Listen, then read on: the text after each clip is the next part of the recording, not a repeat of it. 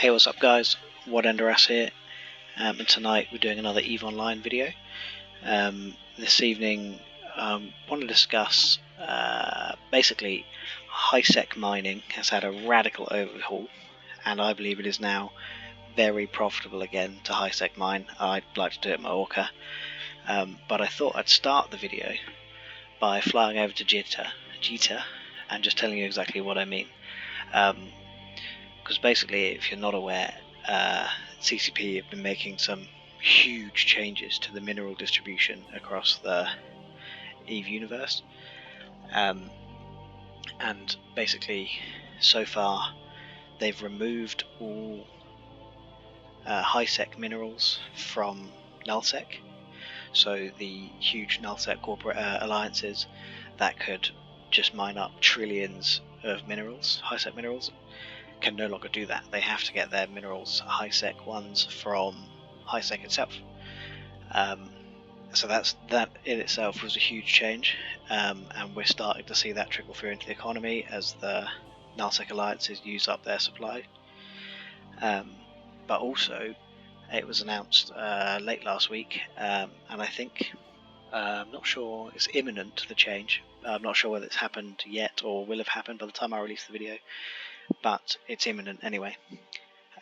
But that they're removing all standard minerals from moons in high-sec.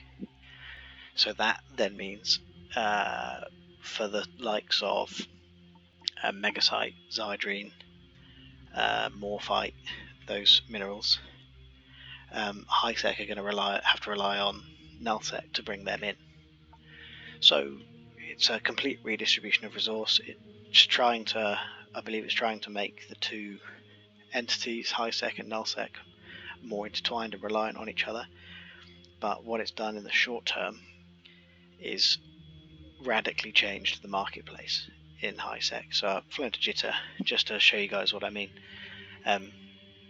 So we'll just have a quick look at the price of minerals. We'll start with titanium, which is the basic and most abundant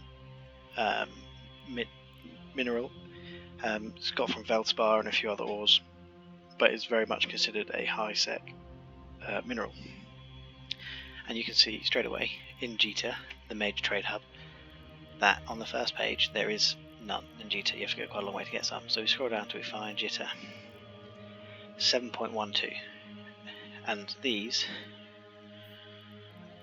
are not big volumes. 3 million is not a lot of titanium.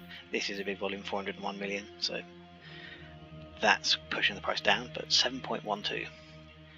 Now, any of you that have been mining recently will have been aware that the price is nowhere near that high until very recently. And when I look at the graph, basically you can see on this channel here, this date was when they announced the change to the high-sec moon mining, and you can see immediately following it a huge spike, nearly trebled the amount of titanium bought that day. And as a result, we've gone from in January fluctuating around the 6 to 6.5 mark, and it spiked briefly above 7 to nearly 7.5, but you saw today 7.12 is the lowest buy price. So that's quite a big shift in titanium, because you can move big volumes of it. And if you go back further, you can see that obviously it was down close to 5 just in December. So that's a serious change, and really accelerated here. Interesting to see how that carries on, because it looks like it might be starting to level out. But if it's leveling out in the low 7s, that's a big jump. I'm just going to move through the other high-sec minerals just to really demonstrate, because it's happening across the board. So pyrite's next, most abundant. And again, look at that.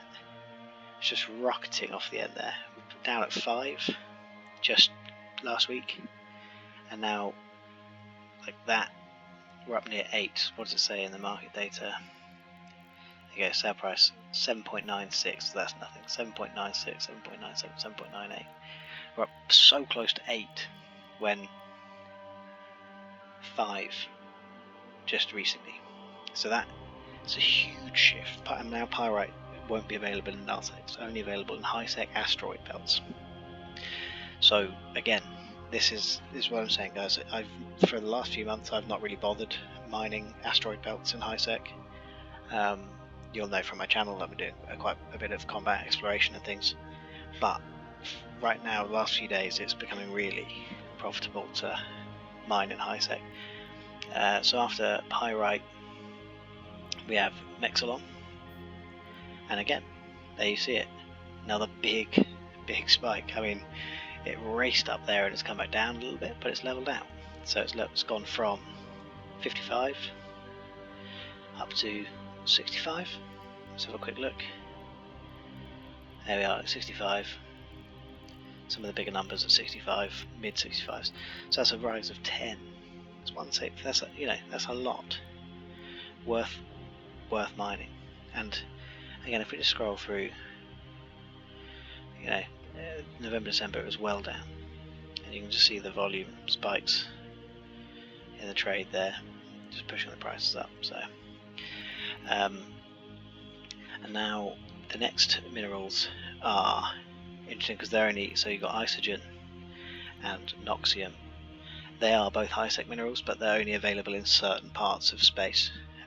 Because, for example, I think in Caldari space you can mine pyroxyrez, which will give you noxium, but you can't get hold of Kenae, which will give you isogen. So it depends where you are in space as to whether or not you can get noxium or isogen in high sec. But again, we'll just have a look at the impact on their price, and there you see it again. Noxium raced up, and now this is a big jump. So if you're in Caldari space for mining, quids in here, because we've gone from 257-ish up to 427. So what have we got here? 478. We're at nearly 500, which means we've almost doubled. That's a 100% increase almost in price, that's insane. So if you're able to mine some pyroxyrez, you've got to go ahead and do that. And similarly, isogen, what sort of jump? Not such a big percentage change, but still big. I mean, look at that volume in one day. It's nuts. So, and then we're at 19.72 from 15. So, a bit of a change. Might be coming back down. Who knows? But there you see. So they're all the high sec minerals, and huge impact. And also, not least of all, it's worth bearing in mind that it's having an impact on all the other minerals as well. So obviously not so good for high sec asteroid belt mining, but Zydrine, you can see the climb happening. Megasite, big climb happening again. So, and even Morphite has a spike. So you can see that mineral mining, I believe, is really becoming worthwhile again. And if you're an industry pilot, this will obviously have a knock-on into the price of manufactured goods in the medium term as well. As the price of the minerals goes up, the price of the T1 manufacturing has to go up as well as a natural consequence. So the profit margins short term will be squeezed a bit, I think, while the market catches up, but then you'll be making more and more money off your time mining and then manufacturing. So really worthwhile. I just want to give a shout out. So I follow a YouTuber called The Lone Wolf. If you guys don't know him already, I'll be surprised, but if you don't know him already, I'll drop a link to his channel in the description. He's where I go to for a lot of my information on EVE Online. He's a brilliant YouTuber, really informative on EVE Online, and so I've been using him to keep up to date with the goings on. So please check him out if you don't know him already. It's The Lone Wolf. Okay, so I'm gonna fly back to where I've got my Orca, and we'll do a quick look of Orca mining for you guys. Just have a look at my fit and the yield that maybe can be expected from, say, 10-15 minutes mining, and then we'll just extrapolate it. So cheers guys, I'll see you over there in a bit. Bye. Welcome back guys. So I've made it over to Orion where I have my Orca, and we'll just we've got inside, and we'll just quickly go through the fit before heading out for a spot of mining. It's nice and simple. It's built for a bit of solo mining and some tank to give a bit of security and belt. So we'll just go through it all. Rigs first. Drone mining augmenter ones, 3 of them. Just the boosts. So form and burst 2s, 3 of them, and laser optimization charge, laser field enhancement charge, and equipment preservation charge. Small tractor beam just because. So if you're in fleet, you're boosting people, they drop in their cans. You don't want to be flying around, so you want a tractor beam in the cans to put in your cargo hold. Then in the tank, we've got adaptive vulnerability field 2, thermal dissipation field 2, EM ward field 2, and 2 drone navigation computers. So these speed up your drones. Maximum velocity bonus 30%. So it just basically decreases the time the drones aren't mining and they're flying back and forth from the asteroid to your ship. Whereas these do yield, I believe, rate of fire bonus and yield. Okay, so they're quite good.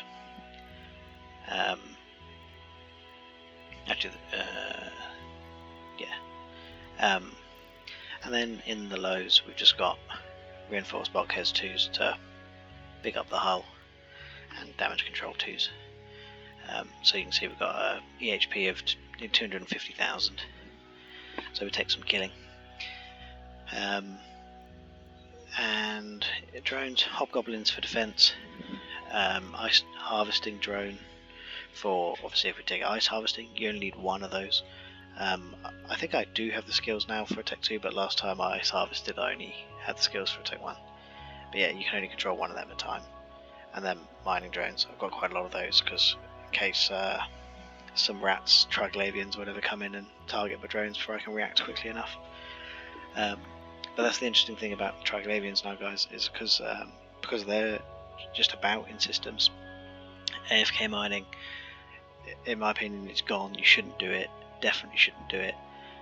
Given long enough, triglavians can, obviously they'll take out your drones, which aren't cheap, but they can more than easily take down your Orca, given enough time. So if you're not paying enough attention, you're in big trouble. That being said, an Orca with 5 Hobgoblin 2s and the skills I've got can take down triglavians that are just roaming around the belts in high sec. So a little bit of bonus loot for you while you're there. And I normally have salvaging drones for exactly that reason, but I don't at the moment, so there's that. Okay guys, we'll jump out, we'll fly to a belt, and I'll do just 15 minutes of mining just so we can get a look at how much, or you can bring in 15 minutes in this fit and what the yield might be on that. Annoyingly here I haven't got a warping point on a belt lined up, so once I get into belt I'll have to slow boat over to the asteroid, but I'll do that and then start the timer. So I'm going to speed the video up and maybe play a track over it for you guys, because you don't want to sit and just watch me mine 15 minutes, and then we'll reconvene afterwards and just have a quick look at yield. Annoyingly, I'm not really near a major market hub, so the prices might not be completely accurate, but we'll get an estimate anyway. Alright, speak to you guys in a little bit.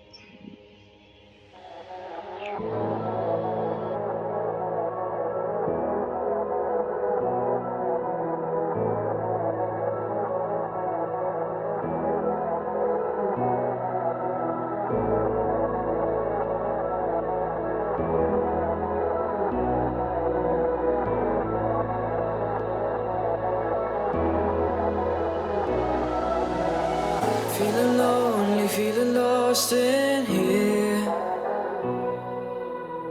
Don't know if I will ever be the same.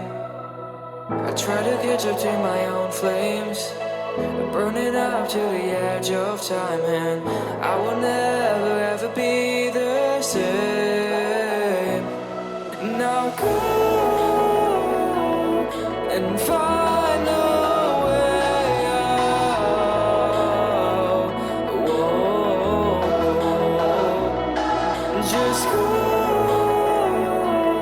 and never look back. Oh no, don't.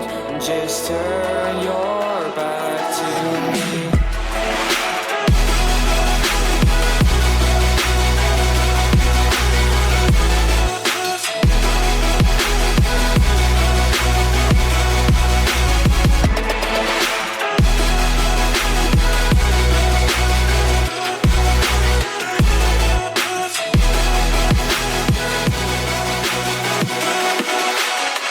I've been hiding, I've been finding you. I've been trying all the time to stay the same. From a fire in your blue eyes, it's burning up to the edge of time. I can never ever be the same. Now go and find a way out. Whoa. Just go and never look back. Oh no, don't. Just turn your back to me.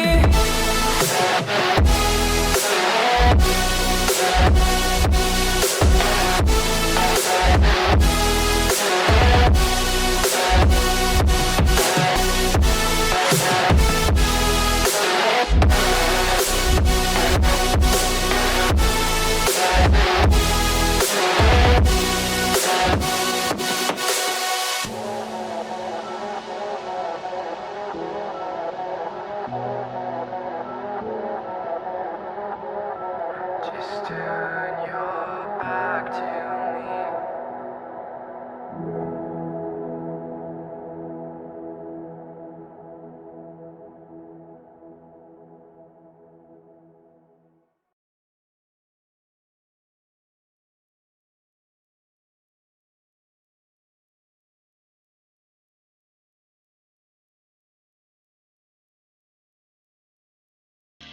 Okay guys, so we've just finished up 15 minutes of mining.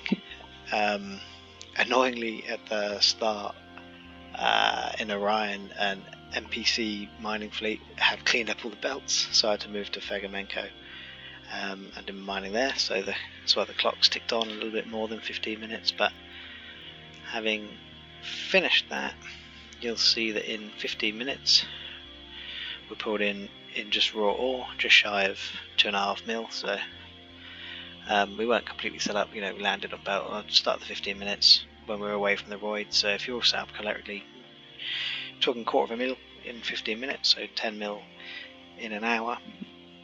And look, that's the key thing that's up here for the Orca. Its yield rivals Retriever, but obviously you don't have to move for hours.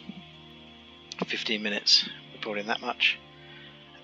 We're 1/10 of the way through, so you can do nearly 3 hours without moving, which is nuts. But the other thing, obviously, is there's money to be made in reprocessing. So I'm not going to reprocess these now because I don't know if this is the best station for it, and I want to put a bean counter implant in when I've got a decent stockpile of resources, but just give an indicator of the sort of markup you can look at. From 2.39, this apparently would be worth 2.8. So what's that? Is that 20%? Someone I'm sure will tell me if I'm wrong, but 20% from reprocessing, and that's without the implants and stuff. So there you go, 10 million. Suddenly you're talking 12 million in an hour, and then you turn that into an extra product, T1 ship or T1 parts or something, and you're adding that markup on again. So 12 million an hour without doing any sort of industry, that's not bad in the current, and that's, I think, because of the updated mineral prices. But I'm not going to do that.